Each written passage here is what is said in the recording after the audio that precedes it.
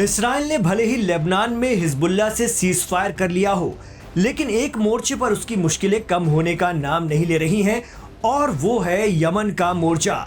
जी हां, यमन से इसराइल को हौसी या हूती फाइटर्स के जबरदस्त चैलेंज का सामना करना पड़ रहा है।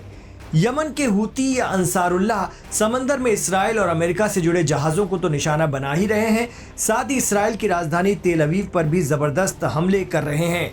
करीब 2000 किलोमीटर की दूरी तक हूती विद्रोहियों की मिसाइलें तेल अवीव में दहशत फैला रही हैं।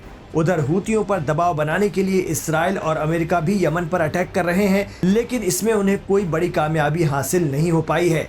बल्कि इससे हूतियों को कोई फर्क नहीं पड़ा है, बल्कि हौसियों के कायद अब्दुल मलिक अल हूती ने इसराइल पर हमले तेज करने का ऐलान कर दिया है।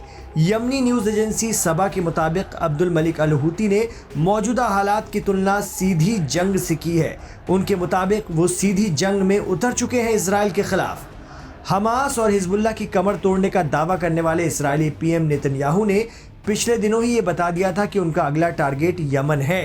हालांकि ये अलग बात है कि सिवाय गजा को छोड़कर इसराइल को कहीं कामयाबी नहीं मिली।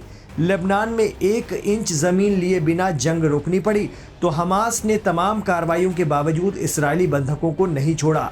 लेकिन इसराइल की खुफिया एजेंसी मोसाद के चीफ डेविड बार्निया ने राजनीतिक गुटों से हूती विद्रोहियों की बजाय सीधे ईरान पर अटैक करने की सलाह दी है। मीडिया रिपोर्ट्स के मुताबिक मोसाद चीफ ने एक हाई लेवल मीटिंग के दौरान इन हमलों के लिए सीधे ईरान को निशाना बनाने के लिए कहा है। ताज़ा जांच से खुलासा हुआ है कि हूती की ओर से इसराइल की ओर दागे जाने वाली मिसाइलें काफ़ी एडवांस टेक्नोलॉजी से बनाई जा रही हैं। इनकी एक्सटेंडेड फ्यूल कैपेसिटी लंबे समय तक टारगेट के करीब हवा में उड़ने के काबिल है। साथ ही इन्हें इंटरसेप्ट करना काफ़ी मुश्किल है। यहाँ तक कि इसराइल के एरो मिसाइल डिफेंस सिस्टम भी इन मिसाइलों को काउंटर करने में मुश्किल का सामना कर रहे हैं।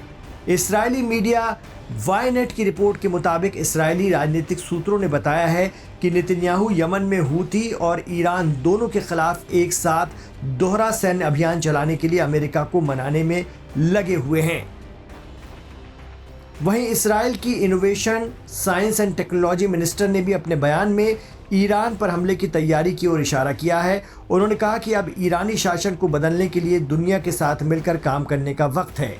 नेतन्याहू सरकार की मंत्री गिला गैम्लियल ने अपने बयान में कहा कि इसराइल ने ईरानी ऑक्टोपस की भुजाओं को बुरी तरह से नुकसान पहुंचाया है और मिसाइल डिफेंस सिस्टम को नुकसान पहुंचाने के बाद ये अपने सबसे कमज़ोर सतह पर हैं।